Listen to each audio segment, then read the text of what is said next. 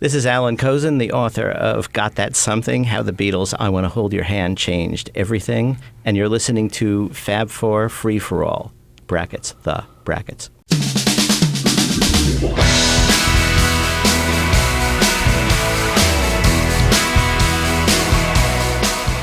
Welcome to another edition of the Fab Four Free for All. I'm your moderator for today, Rob Leonard, and joining me, of course, are my co-hosts, Tony Triguardo. Hi, folks. And Mitch Axelrod. Hey, folks. And today we have an author.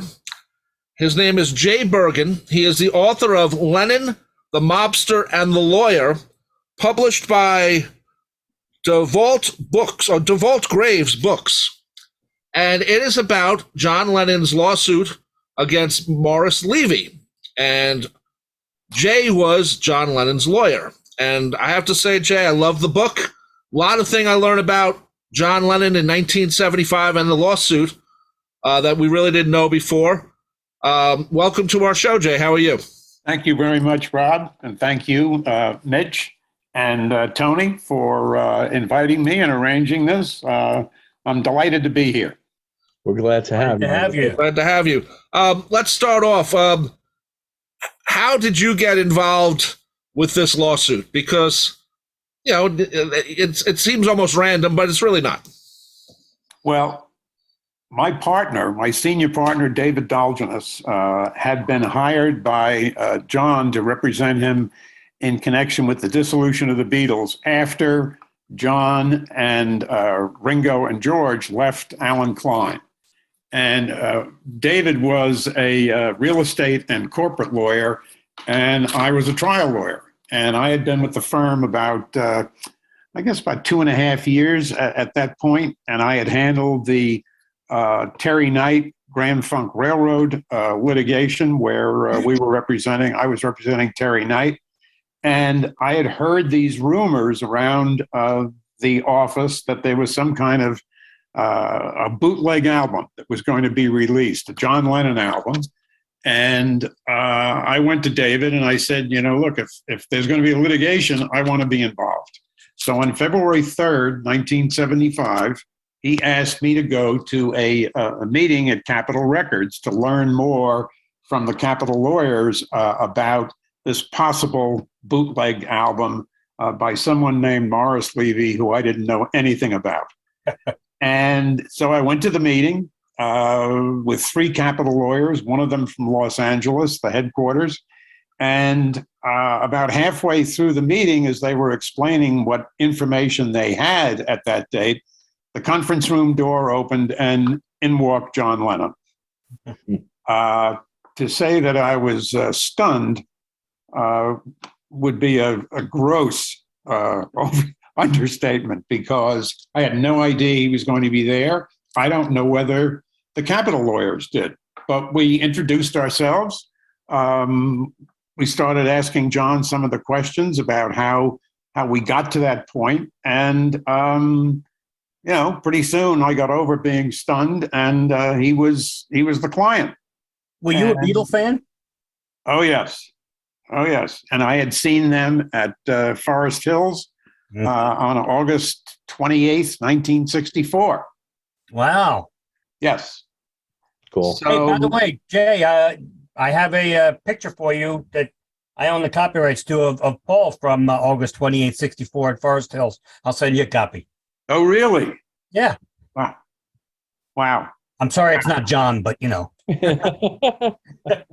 But that's kind of cool meeting someone you saw when you were, I'm not going to say how old you were in 64, but that had to be kind of exciting, right? Well, I was 26 at the time. Wow. And you still went? Oh, yeah. Yeah. I had gotten married. Let's see. I got married in 63 after I got out of law school and clerked for a federal judge for a year. And my then wife, Betty, and I got 2 tickets, and off we went. Wow. The sort of fun thing in the story, like a little bit of a subtext, Jay, is that there's that, there are those little sort of side comments where you talk about the fact that you had sort of pushed down your rock and roll connection in a way, it sounded like. And that meeting John sort of, it seemed in the book like it kind of reawakened you back to, to your music again in some ways. Oh, it did, because in 1967, I had moved to the Virgin Islands with my first wife. Then I caught her fooling around with somebody, and a divorce resulted. And I went back to New York, but I had met somebody in the Virgin Islands after the divorce, and we got married. And she did not like rock and roll music. And also, living in the Virgin Islands for a year and a half was like living on another planet, because there was very little radio and stuff like that. But once David Dalgenis handed me, a couple of days after that first meeting with John, he handed me Elton John's greatest hits, Ringo's album, Imagine, and one other John Lennon album. And I went home that night and played them, and I thought, oh boy, I'm home. Best homework you ever got to do for a case, I'm sure. Yes. Hey, for those who don't know, Jay, can you just talk a little bit about, what happened with how John Lennon ended up in litigation at first with Morris Levy, and which led to everything coming your way? Well, in 1970, Morris filed one of his bogus copyright infringement cases, which he was well known for.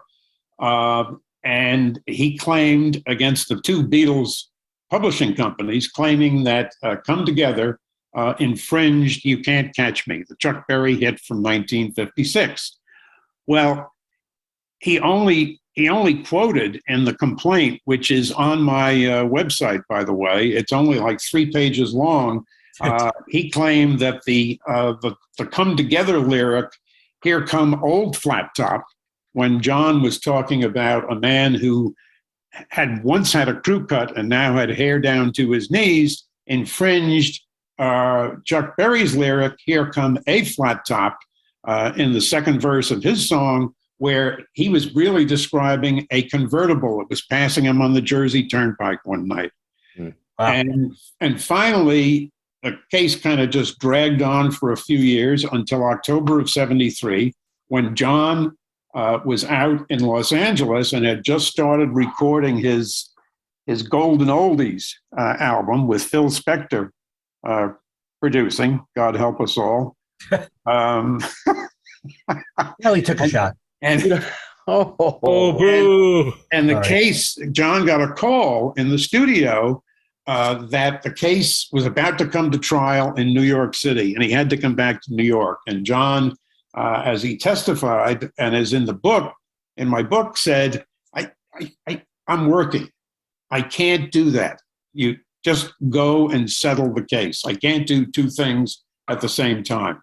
And so the settlement was, and I think it was a way that Morris decided to get his hooks into John. Instead of getting a payout of X $1,000, the agreement was that John, on his next album, which everybody anticipated was going to be the oldies album, would record 3 of Morris Levy's songs owned by his publishing company. And one of them had to be You Can't Catch Me. So that's what happened. Sure. Then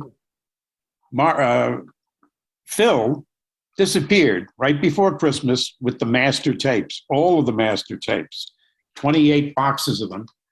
Capitol, John, whoever tried could not get in touch with him.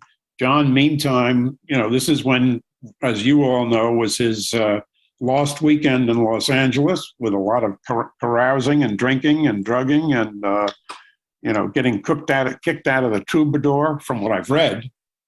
Also a lot of productivity. Excuse me? Also a lot of productivity. Yes. Yeah. The problem was, Mitch, that there were all these musicians who showed up. And at one point they were like 28 musicians playing at the same time. And it was pretty frantic. And finally, sometime in the spring of 1974, John got bored, started writing some songs, and then in July went into the studio with a band, went into the record plant in New York, and was going to record these songs, which became Walls and Bridges. But simultaneously with that, 28 boxes of master tapes arrived, and Capitol finally paid Phil $90,000 and got the tapes back. But the problem was that they were a mess, some of them. So John realized he had to put them aside. He had the band here in New York, and they went ahead and recorded Walls and Bridges. When Walls and Bridges came out, Morris Levy started jumping up and down, called Harold Sider, John's business advisor, and said, "This is the next album," which he knew was not true, because Walls and Bridges was all John's original songs, none of which would fit. The other songs would, You Can't Catch Me wouldn't fit on it. So he demanded a meeting with John to have John explain it. And it was out of that meeting that John posed the possibility that he wanted to sell the album on TV. Morris said, "I have a company that does that. And how about that?" And John and Sider, many times that night at that meeting, said, "We have to get EMI's permission." Right. And everybody in the business, including Morris, knew that EMI had signed the Beatles individually and collectively since the early 60s. So that's what happened. And then the next thing that happened was in mid-November 74, after John had done the basic tracks with the same band from Walls and Bridges, Morris kept hounding him, "When am I going to hear my songs? I want to hear my 3 songs. I want to hear my 3 songs." And one of the things I learned spending time with John was that he was very shy, and he did not like saying no to people. Mm-hmm. He found it very hard to say no because he thought he was being rude. He knew Morris was angry at him. So he finally he said to Morris, "What do you want?" And Morris said, "Well, I want to be able to play them in my office. So I want reel-to-reel tapes." John called the record plant, and they sent 2 reel-to-reel tapes of the album, 7.5 IPS, which is not the normal speed that you would record an album for release, which was 15 IPS then. And once he did that, Morris now had the entire album. It wasn't finished. It was unmixed, unfinished. And when John told Harold Sider what he had done, Harold said, "I wish you hadn't done that." Mhm. Would this all have been a completely different story, Jay? If, well, 2 things. I mean, and I know you mentioned it in the book, but did John get Morris's dander up by including that little snippet of "Ya-Ya" on Walls and Bridges? And Well, it wasn't besides that, would it have all been totally different if John had just sent him copies of the 3 Levy songs that he covered and let it go at that? Or was it just so tied up in this idea of Morris pushing him about, I'm going to market the album? Morris kept pushing him and pushing him and pushing him, and finally just, all right. He felt, and I think he testified about this, and it's in the book. He said, "I don't like unfinished product, floating around." Of course. But I thought this was okay to give him because it really wasn't terrible. And that's why I don't think Morris was upset about the "Ya-Ya." And by the way, Morris is one of the writers of "Ya-Ya." Now, we know Moore wrote part of "Ya-Ya" than one of us did. I did. That's what he did a lot. Of Just course, stick his a name lot of them on did it. Yeah. and steal the royalties. Yeah. Of course. Of course. Yeah, but you know what, Jay? Sorry, Rob. We should say you mentioned the meeting. I think that was October 8th of 74. Yes. I think we should tell people that that is where Morris got the idea that there was an oral contract, which is the basis for the whole proceedings, right?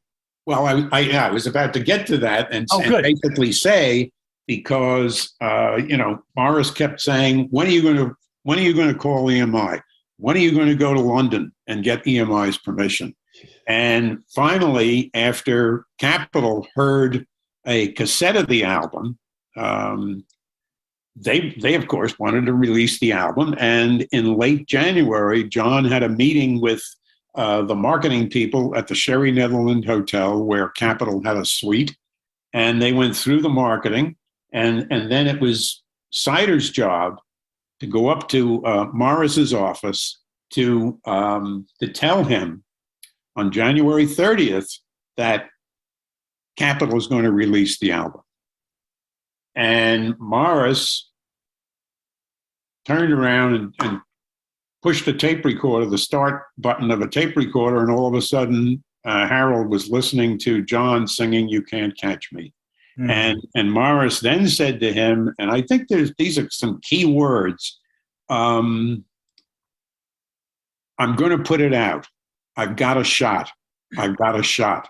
And I think what Morris meant by that was he thought he could then somehow maneuver Capitol, EMI, and John into some kind of an agreement where he'd still be able to put out the album. Oof. The thing that happened was that at the meeting on February 3rd, Capitol's lawyers were asking me about getting an injunction against Morris because they now were hearing that he was buying advertising. And when I said to them, I think that's a mistake. It may be hard to get an injunction, but also in litigation, you don't want to be the party that fires the first shot. It's like a war because you don't know what the reaction is going to be. And I turned to John and I said, how long will it take you to finish the album? He said, I can do it in 2 days. So he went in on the 4th and the 5th. He finished it. And one of the last things he did, because he's such a perfectionist, and I think that comes across in the testimony, he cut Angel Baby and Be My Baby. Right. There was nothing wrong with them technically. They were just part of the whole Spectre thing where everything was recorded slow. And where John did his own producing, he did them more like the originals. But Rob, Angel Baby's a mess. I mean, even when Jay's talking about it in the book, and you talk about some of that. I don't mind Angel Baby as much. It got put on the Greatest Hits album released a year and a half ago. The ultimate, yeah. John, Jay. My question is, can you give a little background on Morris Levy? I mean, he's the mobster in the book. Can you give some background on what type of mobster he was? We do know that the character Hesh in The Sopranos was almost directly based on Morris. So can you just give a little background for people who, would maybe might fear Morris Levy because of his connections? Well, Morris was Jewish, so he could not be a made man in the mafia. Okay. But he had been involved with the mafia from very early on in his life. He opened Birdland in 1949, the famous jazz club on Times Square with mob money. And he was tied into very, very tightly with the Genovese crime family. Some of the members like Thomas Eberly, I believe that some of them were silent partners in either Roulette Records or some of the other minor record labels he had. And I think that was a way of, kind of siphoning money to the mob. And he was really locked in. He was also a very dangerous guy. And I tell the story in the book that right after he filed the first lawsuit in mid to late February, he assaulted a plainclothes New York City detective damaged his eye so badly that it had to be taken out in an operation. About 3 months later, in June, he and his bodyguard, Nate McCalla, were indicted by a grand jury for the attack on the policeman, the detective, and, as I guess sometimes happens in New York, particularly, there was a civil suit by the detective that was settled very quietly, and then the indictment disappeared. They were never charged. There was never a trial. The file just evaporated. So this is a bad guy. So did you ever have any fear representing John? As, I mean, hey, you might get out of your car and oh look, someone's going to beat me up. No, I thought of having my wife start the car in the morning, but Is this after you found out that he was cheating on you? Actually, it never never came up. Okay. John and I never discussed it. Now that you've made Jay think about it, now he's going, what was I, out of my mind?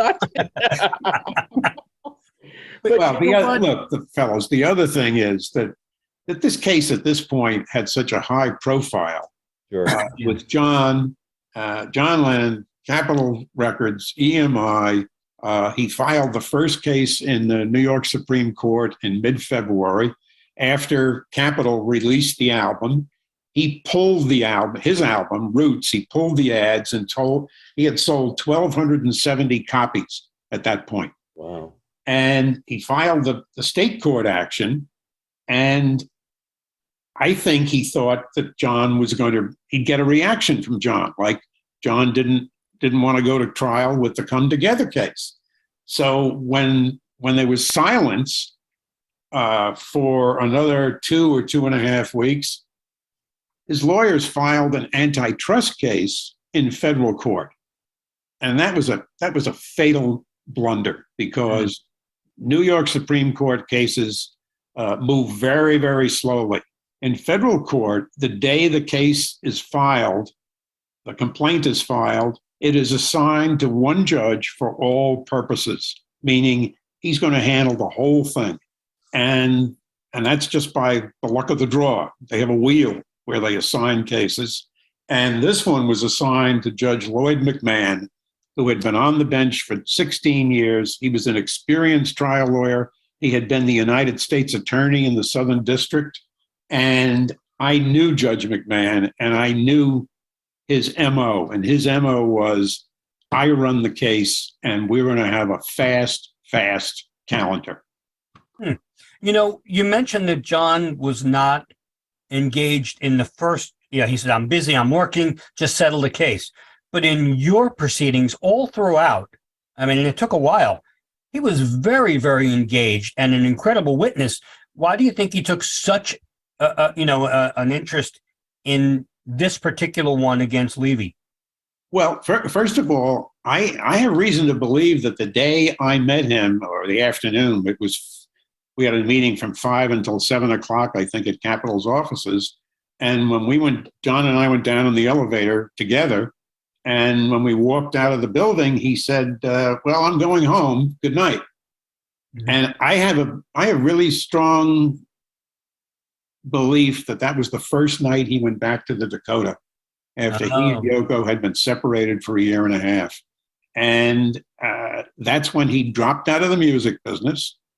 Yoko became pregnant, and he decided that he was going to stand up to Morris, because he wanted Morris out of his hair. Mitch, I think he realized that it was, we never discussed this, but I think he realized that the settlement of the Come Together case was a mistake, and he had to either stand his ground with Morris or he was going to have Morris around his neck forever. Yeah. And both John and Yoko said to me more than once, look, Jay, we just want to hold down the amount of money that John's going to owe Morris. And my response to that was, if I have anything to say, John's not going to owe him any money. Wow. But John was totally, to really answer your question more directly, he was totally committed. Oh, yeah. Whenever I needed his help, whenever I needed to prepare him for a deposition or something, he was there. With due credit to both you and John, also, Jay, I mean, aside from all the other foul play that Levy was up to, he had been putting out dozens and dozens of those oldies but goldies records and never paying a dime to the songwriters, because so many of the songwriters and performers were in straits. They were in dire straits. They couldn't afford to go up against a Levy.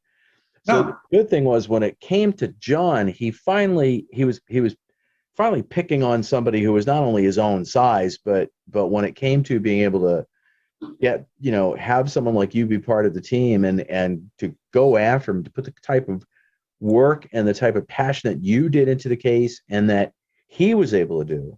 You took down a Goliath who had messed up a lot of people much less able to defend themselves than John. So that was a real kind of great thing, that happened with that too. Well, and he, I think John realized that, and I think Morris, being a grifter and a scam artist, again, he thought the second lawsuit would result in some kind of a deal, and when it didn't, he was really kind of trapped at that point. Was he less of a businessman than he was a hood? Basically, is what it came down to. Was he less of a businessman than he was a hood? Really, when it came right down to it, was he? Did he really not? Because it seemed that very early on in the case, it seemed as though you were very confident that Morris Levy, or just Morris Levy, was going to trip himself up. And your instinct in that was real strong. And that is exactly what went down. Well, I spent a lot of time with May Pang, with Harold Sider, with John, and a couple of other minor people nailing the facts, because one of the things I had really gotten into early as a trial lawyer and a litigator was I thought the facts were all important. So you really had to get the facts down. And I knew, in fact, I said to John at one point that, Morris is going to have a lot of trouble. You're telling the truth. Morris is not telling the truth. There wasn't a deal. There wasn't any kind of an oral agreement. Right. There wasn't anything in writing. There weren't any negotiations of what your royalties would be. So Morris is going to have trouble. And the other thing that happened was that the lawyer who signed the federal complaint, the senior partner, William Shertman, he turned over the whole case to a younger partner named Alan Kanzer, and Shertman didn't show up until the trial. That was ludicrous. And he was not prepared, as you pretty much show in the book. The whole legal team was just not prepared because they really didn't have a case. He wasn't prepared, and you could tell the first day of the trial, Morris was not prepared because he kept volunteering testimony, and the judge just got thoroughly annoyed because he was wasting time. I kept objecting. The judge would direct him to answer the questions and not volunteer. So it was kind of a mess from the beginning. There was an interesting variant, which I think really turned the whole proceedings around. An interesting interaction with Yoko. She had a premonition, and which led to, but the interaction with her then went on led to a mistrial, but it didn't lead to the mistrial. It bore itself out. In other words, thank you, Tony. I was trying to come up with the good words. It bore itself out in the form of a mistrial, which I think was the best thing that could have happened to you. Can you explain that? Yes. The second morning of the trial, Morris was still on the witness stand. The judge had really laced into him a couple of times on Monday. So there we are on Tuesday. John and Yoko would come down in the limo. They'd come up to the office. They walk into the office and sit down. And John said, "Yoko has something to tell you." And I looked at Yoko, and Yoko said, I consulted my Swami last night, and he said the trial's going to be interrupted today. And I thought to myself, a Swami. That's all I need to be dealing with a Swami. Well, she reads tarot cards, you know. Yes, I knew that she was into, the stars and Right. astrology and all of that. And I said to her, "What did he say?" And she repeated it. And I said, "We've got a judge who's he's a racehorse. We're moving." And I looked at John twice, and he wouldn't look at me.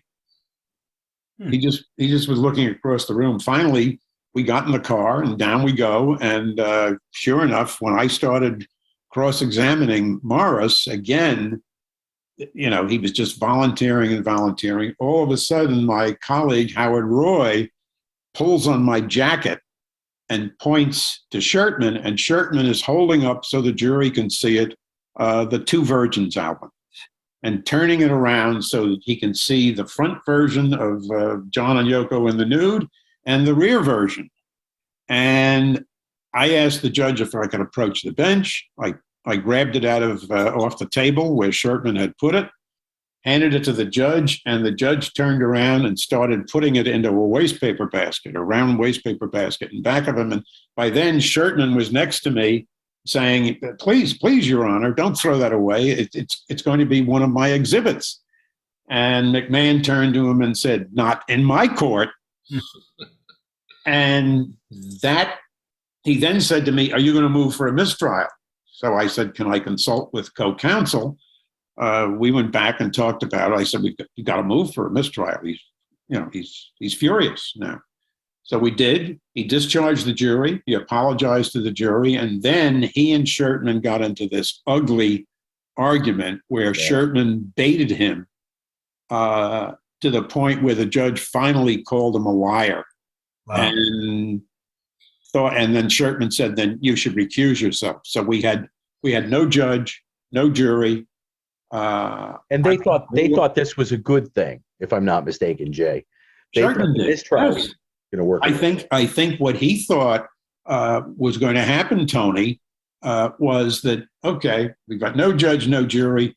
We're going to have to start all over again in terms of get on another judge's calendar, and it'll be months and months and months. Well, that didn't happen. You fixed that. I went down to the chief judge with them. I dictated a memo to the chief judge, and we needed another judge. And I'm convinced to this day, and I don't know this for a fact, that Judge Edelstein called Judge McMahon and said, "What happened?" And McMahon just laid Schertman out and said, "You got to find another judge." And by the time we got back to the office, actually, when I went back up to the courtroom, John and Yoko was still there. And I said, "Here's what happened. I dictated the memo to the chief judge. You guys go home. I think we'll get a judge quickly." And Yoko said something like, oh, this shouldn't have happened. This is not good. And John said, "Yoko, Jay's in charge." And they went home. By 4:00, we were down before Judge Grisey, and we started the trial the next day. Yoko was saying it was a bad thing, but Yoko knew it was going to happen. She knew.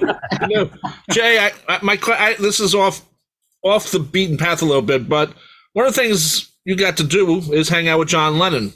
And in many ways, you took him to different parts of New York City that he hadn't seen. You were almost, besides being his lawyer, you were a little bit of a tour guide too. Can you tell some of the places you went to that, that John didn't know about he was now back to being a New Yorker, but there were a lot of places he hadn't been to yet. You took him to the Oyster Bar. You took him to a couple other places. You were a tour guide in many ways, besides a lawyer. Well, as we all know, as the four of us know, John really loved New York. Yep. He wanted to. That was going to be their home for good. So the first day we had the lunch break for the deposition, when they were taking his deposition, we were down near Grand Central, and I said to John, "Well, let's go over to Grand Central. There's a good seafood restaurant there." And he said, "Oh, I've never been to Grand Central." So we walked in off the Vanderbilt Avenue entrance, and he was just knocked out by the beauty of that room. We stood on that west balcony for a few minutes while he took it all in, and then we went downstairs. We wandered around. I kind of followed him as he wandered around the floor of the main floor there where the information booth was. I don't think anybody recognized him. And if they did, they didn't go near him or approach him or anything. We down to the oyster bar. We had lunch. He asked me to get a table up against the wall and asked me to sit with my back to the wall so he'd be facing me. Two busboys came over and asked for an autograph, and he said, "Not while I'm eating." That was one of his rules. I'll give anybody an autograph as long as I'm not eating. Right. And the next day, we left and walked up Park Avenue, talking about that the deposition was over at the lunch break. And I asked him if he wanted to have lunch, and he said, "No, Yoko's confined to bed because she's had a history of miscarriages, and I better go home." And we kept walking up Park Avenue, and finally he said, "Well, yeah, let's have lunch." So I took him into the Waldorf, and he said, I'd never been in the Waldorf. We walked in the main entrance through that spectacular lobby, and then down to the Bull and Bear, and we had lunch there. What a trip. And then during the trial, we had lunch every day for 20 days. They were at the trial 20 days at Sloppy Louie's, an old seafood restaurant down near the Fulton Fish Market. That's a blast. Now Jay, We should say that Sloppy Louie's has closed for those maybe wanting to go on a tour of this. Closed back in 1998, but okay. It did. It's a classic place. I was going to say, Jay, you spent so much time going out to lunch, doing, and also working on the trial, which there was a lot of, I'll say, intellectual work to be done back and forth. You developed a real kind of a well-rounded relationship with John, because you had that friendship between, and an intense thing going on, and you saw him as both. You saw the intellectual side, and I think on the stand, you saw something of the entertainer, John, too, in a way. So just looking at, like, stepping away from John the Beatle, how would you have described John, the person? To just say, this is what this guy was like. Well, since he had dropped out of the music business, he was really chilled out. I think he was very happy. He was awaiting the birth of what turned out to be Sean, who was born in October of 75, three months before the trial. He enjoyed not, as he said in that one song, he enjoyed not watching just watching the wheels go around. Yeah. He didn't want to be involved. I'm sure you remember the story about when he was just a person. Right. And that's one of the reasons I wrote this book, aside from the great testimony he gave about how he made records. I wanted people to know that this was not John Lennon, the rock icon, who was, kind of parading around New York. He was the exact opposite. He was laid back. He was very pleasant. When people asked him for autographs, he was very polite. And he was in a good place. And it was really, I'd read some stuff about him before, but this was somebody who was completely different. You mentioned, I have to bring this up again. First of all, that people need to get the book because there's so much of the transcript of the trial. And John, as you mentioned, was an unbelievable witness. As good as you with your memory, which is unbelievable, John was too. And he really laid out everything. And I implore people to buy it just for that. But you mentioned Two Virgins. And we should say that when the Roots album came out, John said the cover was crummy, which is why they brought up Two Virgins. Well, for one of the reasons, to show the cover and people have to read it to find out more. But my favorite line was when John questioned the lawyers and said, "Where'd you get that? That's very rare." I mean, where did you find that? Yeah. That's really Didn't they rare. ask him to autograph it? That was Bizarre. again. You want to talk about fatal blunders? Yeah. Shertman spent a couple of pages trying to make this argument that the Two Virgins album was in poor taste. And John told the story about how the head of EMI wouldn't let Capitol or EMI release the album, but he said he wouldn't tell me that he didn't have the guts to tell me that to my face, but then he asked me to autograph it. Well, Shertman, right there on the record in front of the judge, after talking about how poor taste it was, asked John to autograph it after the trial, and John said, "Well, sure, I'll be glad to. Yeah. It'll be worthwhile and that to me on the underground." Yeah, to mean the case even more. The really funny part about that, Jay, is that by the mid-'70s, there were already bootlegs of Two Virgins floating around. So it would have been even funnier if, unbeknownst to that, it was a bootleg copy of Two Virgins, but you never know. Anyway, but, Jay, the one person who comes into the story in an odd way is someone who, in Beatle world is always the villain. And yet in your story, in the situation that happened, Alan Klein shows up, and actually kind of benefited the situation in a way, from the way I kind of read everything that went on. So, could you just touch a little bit on how Klein got into this story a little bit? They called him.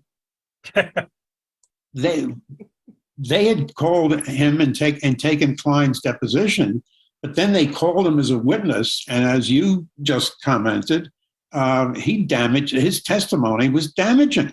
Yeah. And it led the judge to asking Morris some questions on his own that increased the damage and really kind of blew a big hole in Morris's case. Yeah. Of course, Alan Klein, he never had any legal problems or anything like that. He never was accused of taking anyone's money for the wrong reasons. Yeah. Well, that's a whole other mystery. Yeah. Why John kind of fell in love briefly with Alan Klein. I mean, that's a mystery. Jay, with having been part of the case with John, and now so many years later, and the different books that have come out, just out of curiosity, have you looked into all of the different books that have been out about all of the other Beatles lawsuits? Have you kind of ever looked into all the rest of the insanity that went on? No. Okay. No. And all the time I spent with John, I never said to him, "Well, tell me, what was it like?" Yeah. Meeting the Beatles, or "I'd like to order you an autograph," or I mean, the picture that Bob Gruen took at Sloppy Louie's of us having lunch. I'd never met Bob before, and I didn't know he was going to be there, and I also didn't know he was in the courtroom the day he smuggled the camera in. Yeah. You mentioned. Sorry, I just want to reintroduce him. We're talking with Jay Bergen. He is the author of Lennon, the Mobster, and the Lawyer, the Untold Story, published by DeVault Classics, DeVault Books. I'm sorry, and we should say that that Bob Gruen does the forward in the book. You just mentioned him, because he did take technically an illegal picture in the courtroom. I'm not sure how it handled today, but he did take a picture of John testifying. Well, excuse me, Rob. I asked Bob if he would write the forward, and Right. he said, I'd be honored to. Nobody's ever asked me to do that. He also licensed for a very, very reasonable fee the 8 photos, Right. including the cover of the book. So Bob's been a great friend to me, and as we all know, he was very close to John and Yoko.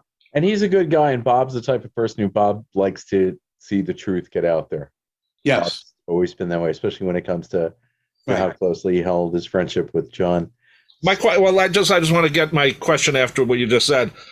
Why did it take like 40 years to get the book out? You know, it's your memory is sharper than anything, and then hours. And we're just curious. I'm just curious. Why did it take 40 years? There are many opportunities along the way to do this book. Why did it take to this point? And thankfully, you're in great health. We're seeing you on Zoom right now, and you look like you're having. You're looking good.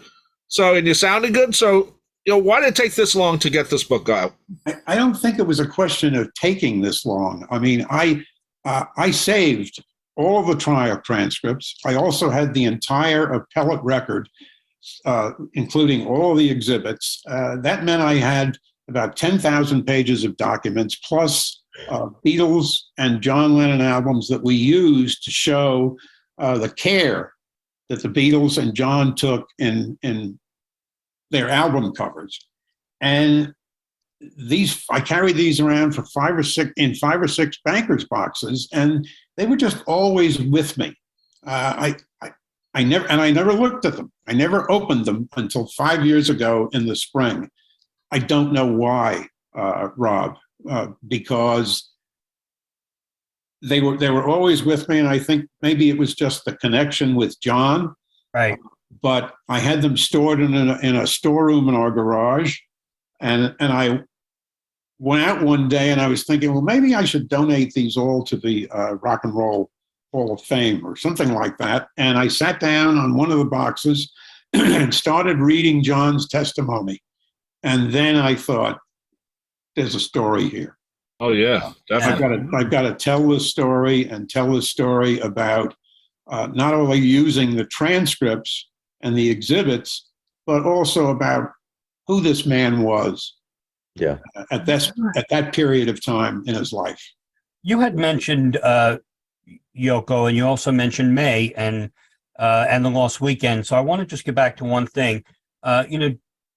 Rock and Roll, Walls and Bridges.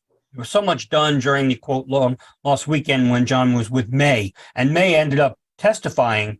Was there any kind of awkwardness at all involved with Yoko and May at that time, especially since John was just getting back into the Dakota and then May had to testify?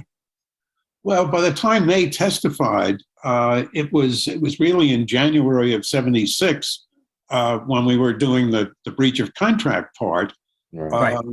No, there wasn't anything awkward except the day she testified, and the court ended.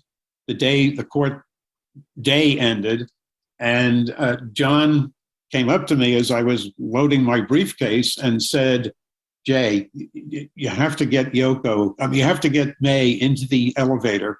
She's wearing Yoko's coat. and I said, what? What's the problem? Jay, she's wearing Yoko's coat, and we can't wind up in the same elevator with May. So I said, well, I don't understand. He said, just please. So I said, okay. So May was out in the lobby talking to my colleague, Howard Roy, and we kept talking, and I kind of eased her over towards the elevator. And finally, the elevator door opened, and she got in and left. Her testimony was over. Her testimony was great. And she was important because she was one of the people who was there that night at the Club Cavallero when Morris claimed this oral agreement was made.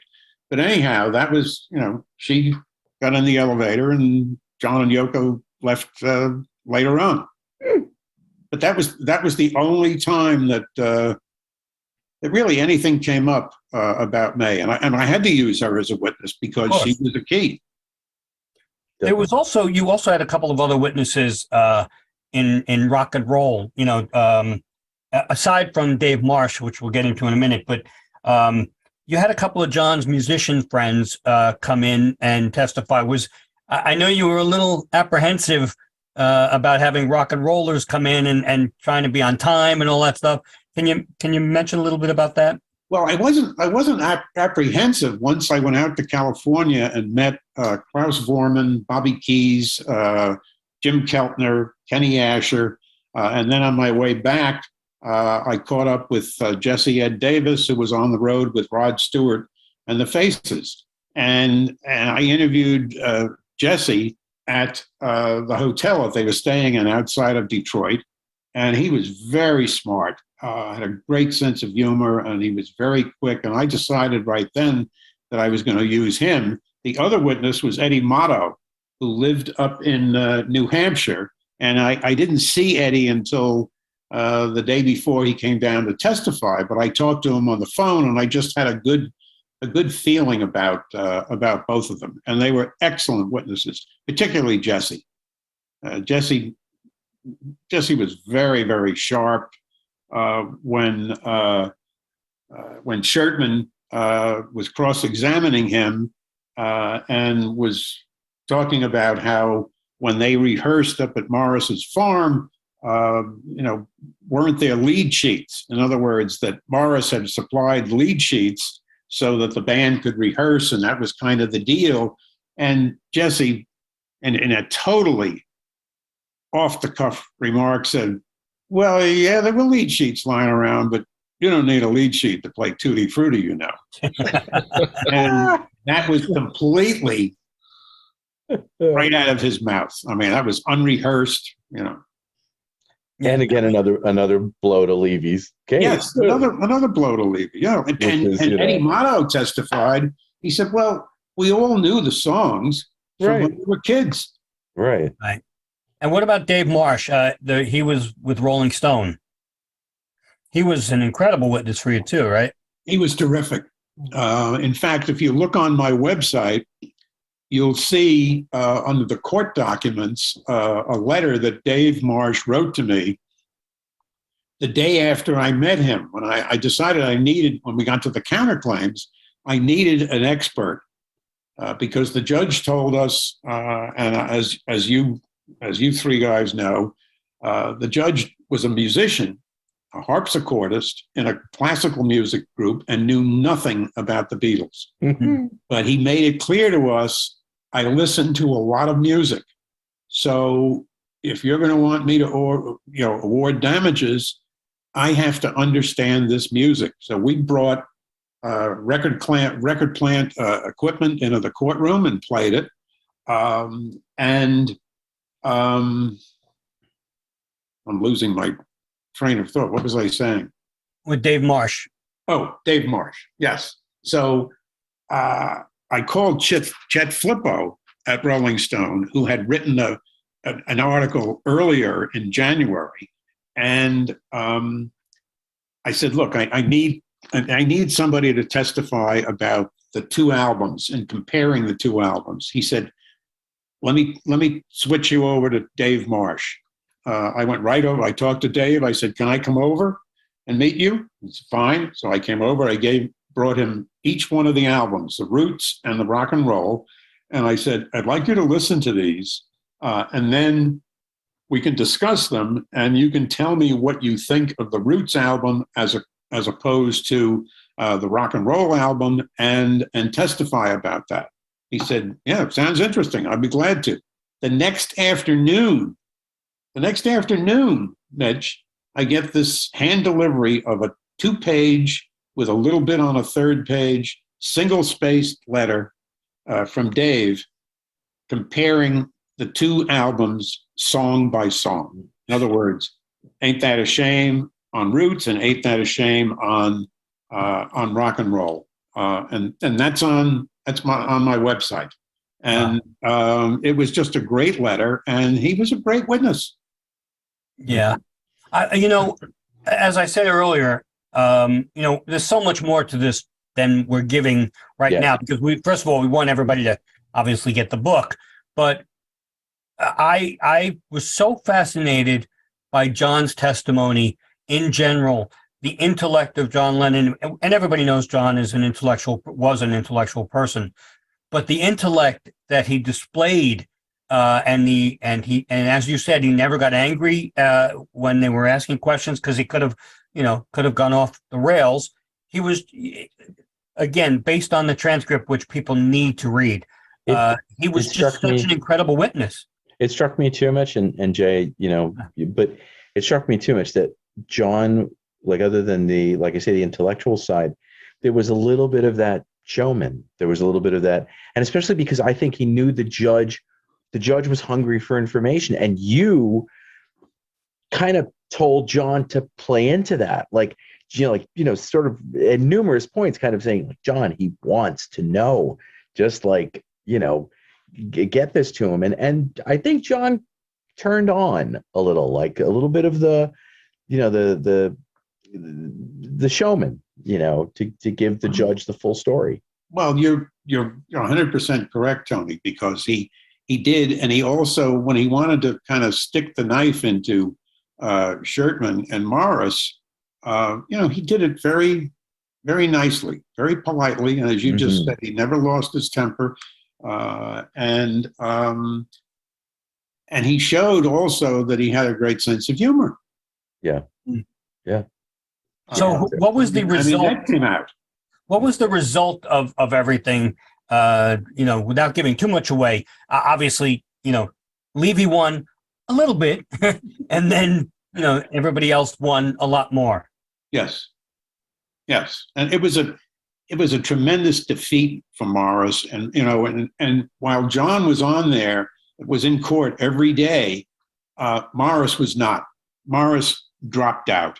And he realized the jig was up. And I believe he spent a lot of the time, in Florida after the first part of the case was over.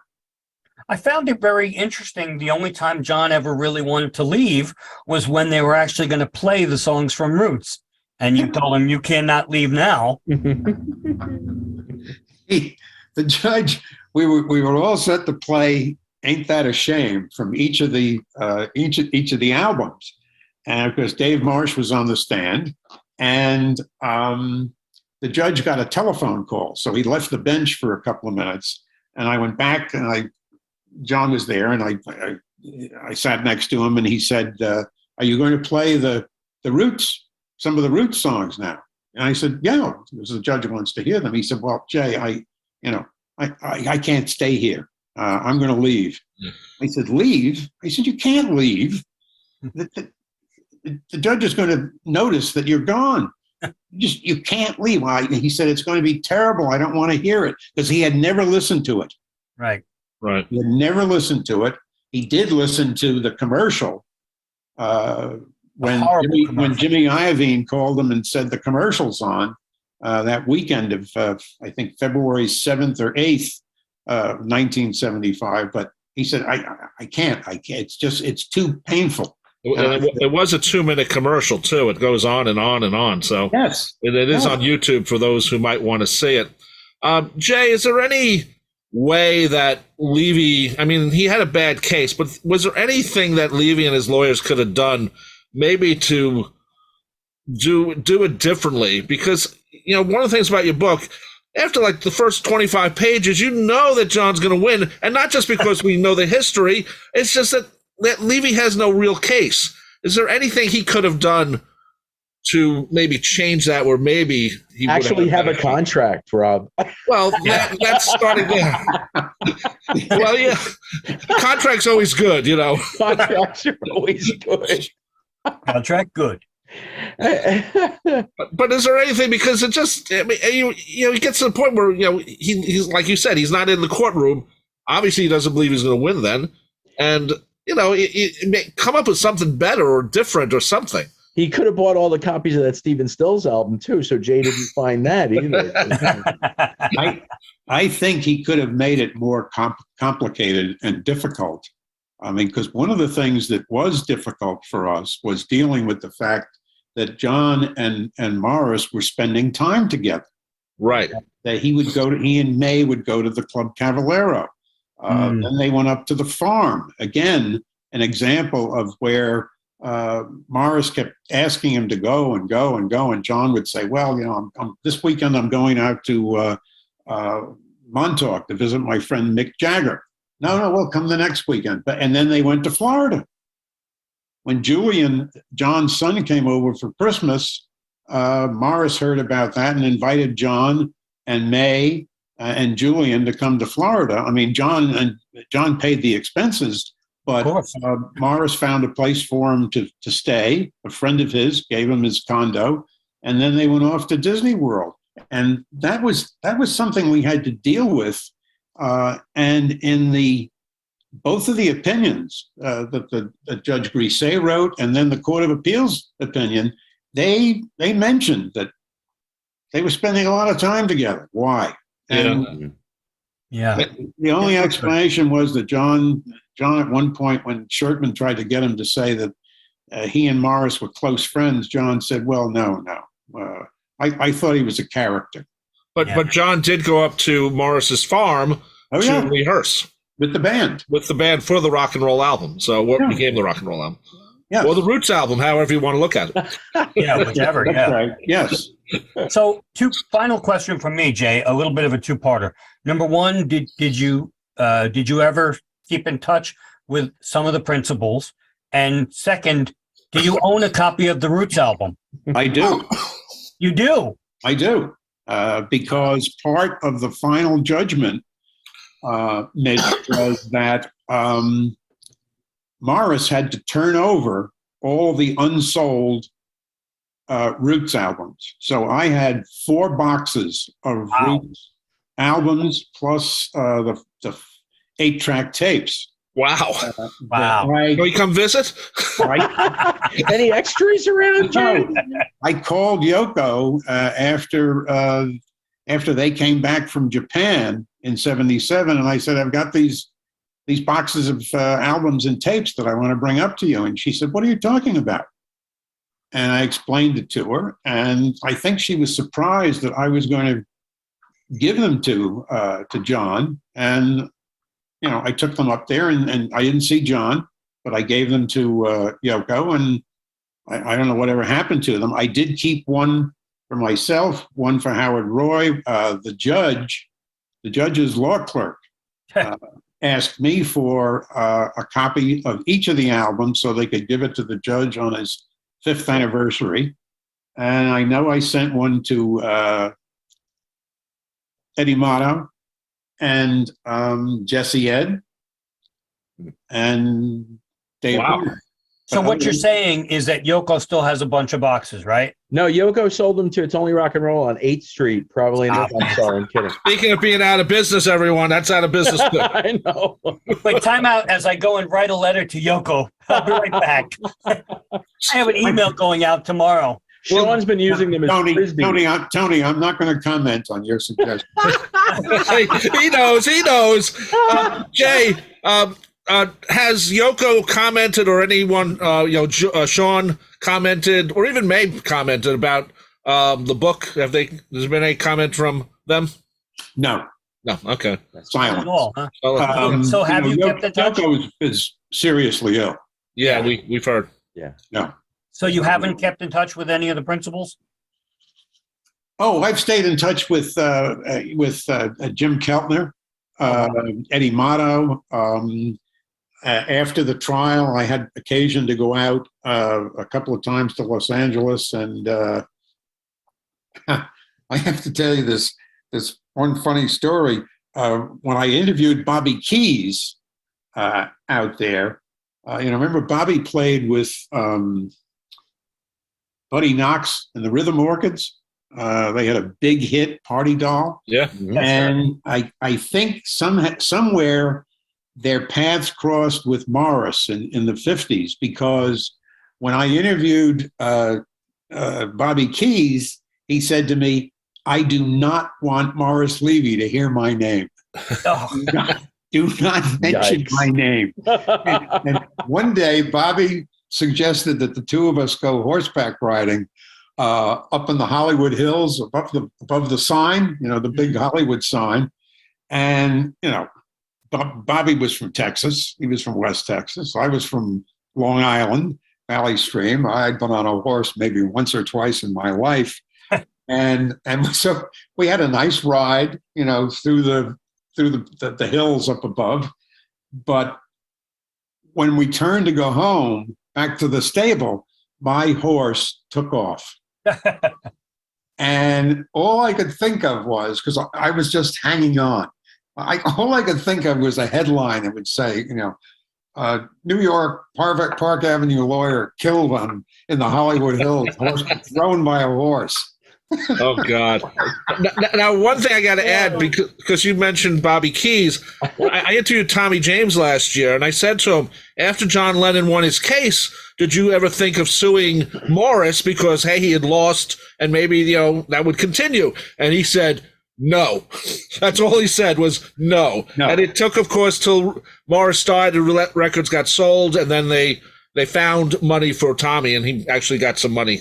Yeah. But he wasn't going to. Tommy James is the most famous out of everyone who's dealt with Morris Levy and money. And John. I've read Tommy's book. I'd like to meet him sometime. But Rob, remember sometime later on, and this is before Morris died, I believe, the two songwriters from who wrote "Why Do Fools Fall in Love," the Frankie Lyman hit. Right. They won a big judgment, I think, against Morris's record company, a couple of $1 million or $1 million. It's a lot.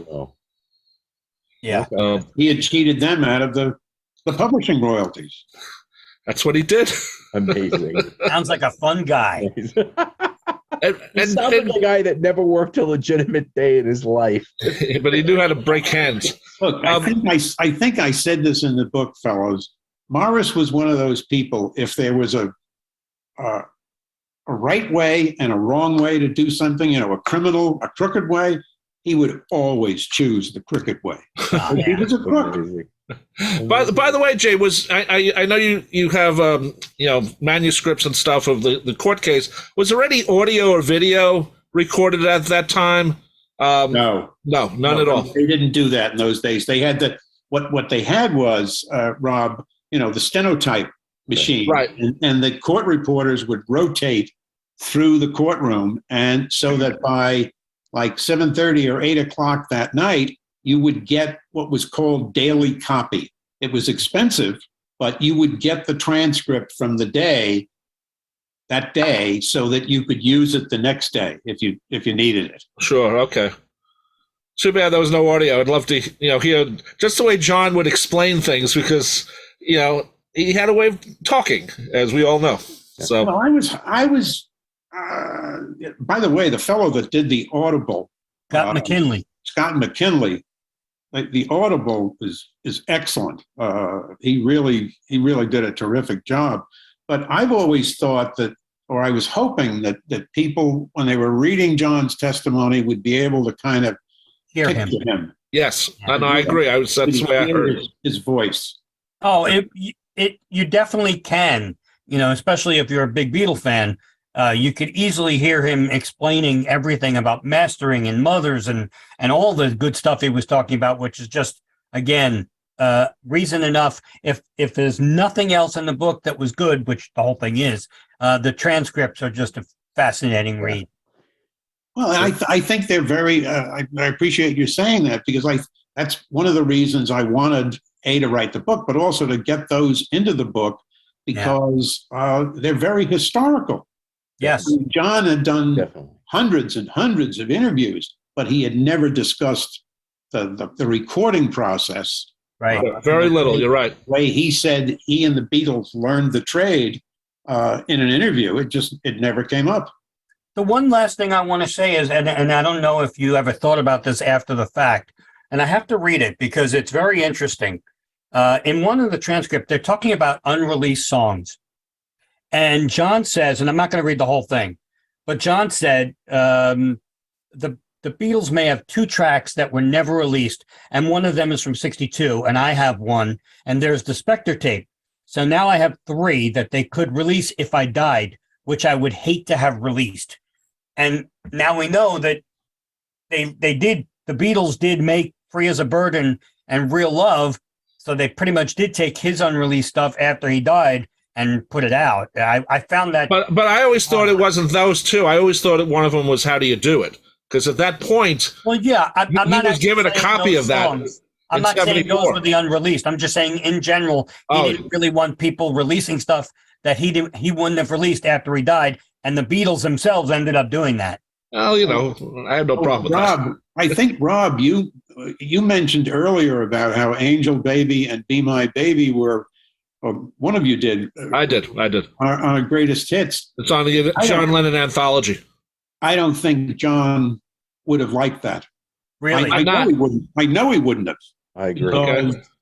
Well, they remixed Angel Baby for the Give Me Some Truth 2-disc greatest hits that came out, and they did change a lot around the mix, so he might like that mix. And Sean did it, so it wasn't like it was a stranger. So the only way I think he had very strong feelings about that. Right. Yeah, I think with the way Jay sums it up in the book, I think the only way John, and I'd have to go back and listen to it, is if Sean took some of the individual tracks and actually put them in tune with some of the other ones, because there are instruments playing in different keys on that record. It's ridiculous. It was awful. Yeah. So, but anyway, so Jay, what's on your website? We're talking about some material that didn't make it to the book, but is now on the website. And what's the website URL? The website is www.Lennon, the Mobster, and thelawyer.com, all together. And you will be able to, when you go on the website, you will also be able, that will take you to my Facebook page, and there's a lot of information that I've put on the social media on the website too. But there are let me tell you one more thing. There are 4 chapters that my editor, Lorraine Ash, who is an expert on memoirs, and when we had to really cut the length of the book down, she talked me into taking 4 chapters out of the book because they really didn't flow with the rest of the story. And I'm going to be putting them out in the next next couple of months. 4 chapters on the website. On the website. Okay, that's great. That's we'll print it. Will it match the book, or will if we print it out? Because it'll be printed out. It'll look very much like the book. Great. Okay, that's great. And how's the reception been? I know you're at the Chicago Fest, and I know you're going to be at the Fest in 2023 at both the Chicago and New York. Right. How's the crowd been reacting to this? Because there's so much here that wasn't known. I tell you, the thing that struck me about the Fest in Chicago was I've never seen so many people happy to be together and experiencing the Beatles and, enjoying talking about it and, signing books. And the people who I signed books for, almost every one of them wanted a photo of me with the book. It was just, I said to my wife, this is like a family. Yes. A family reunion where everybody still likes each other. but you're right. I know we've been at the Fest both as people who've been on panels and also as just people who walk around. It is sort of a family once a year reunion, and it's only 3 days, and it's a fun time because we all love the Beatles. And that's what we talk about. We don't talk about politics or anything else like that, or the cousin that isn't talking to anyone, because you're talking about Beatles. I'd rather be at the Fest than with my family.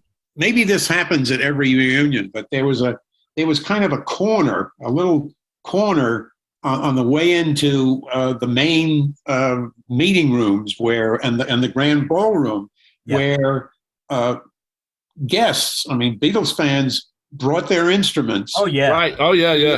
They would get together and play and dance and all night. It was amazing. All day and all night. Yeah. Yes. Rob's been part of it. I've been there for like 5 hours in a row. I leave at 4 a.m.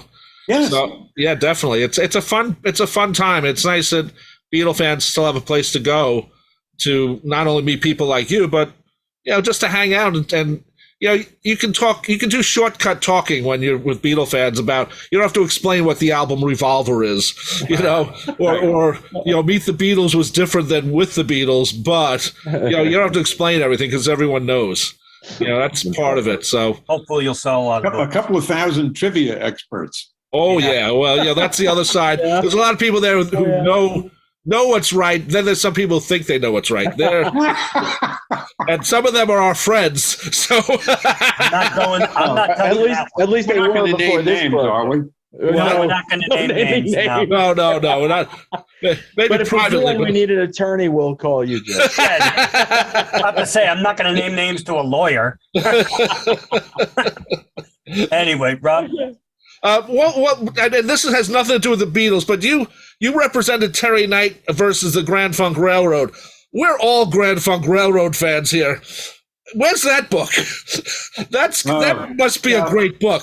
There wasn't as much going on there, but the Grand Funk had to change their name. The case was ultimately settled very favorably to Terry, and I don't think John Eastman and the band realized it. But there was the funny story I told John one day. We were walking along about John Eastman, and I'll leave that one for people to read. Yeah, leave that as an exclusive, definitely. But the good thing is, we've talked a lot about the different points, but it's still, I'll tell you, it still doesn't take away from the book. So, we spent, such all this time chatting about all the different aspects, things that went on in the case and whatnot, but the book stands alone. People really need to go and grab it. It's an easy read, too.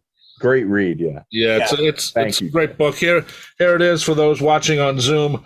Lennon, the Mobster, and the Lawyer, The Untold Story by Jay Bergen, forward by Bob Gruen, published by DeVault Graves Books. Yay. And Jay, thanks for coming on. 8 of Bob Gruen's photos, including a classic one of John on the witness stand explaining something to Judge Brisset. That was an illegal picture, but I love the Sloppy Louis picture. That's a really nice picture of all of you at the table. Did you all notice the tie? Oh, I was going to mention that the tie you asked John about real quick so we can wrap it up, but explain that. I asked him about the tie, and I said, I'm sure there's a story that goes with the tie.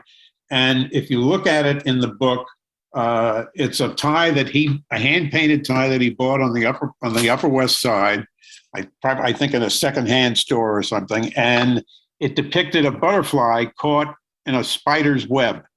And John said, "I'm the butterfly, and the spider is Morris, and I'm going to wear this tie every day of the trial." Wow! To signify, I couldn't figure out how to get him to explain that on the witness stand. I thought it was a little bit too much. Yeah, might have been. Well, Jay, we appreciate you coming on our show here. Thank you. We love the book. Thank you very much. My name is Rob Leonard. I've been your moderator today, and joining me, of course, is Jay Bergen, the author of the book Lennon, the Mobster, and the Lawyer. Mitch Axelrod. Take care, folks. And Tony Triguardo. Bye, folks. Thank you, Jay. Thank you. I appreciate very much the three of you. You asked great questions, and you were very patient with my answers. So hey, your answers were really good. We liked them. Absolutely. Yes. Thanks a lot. Take care and bye-bye. You're welcome. Bye, everyone. Bye.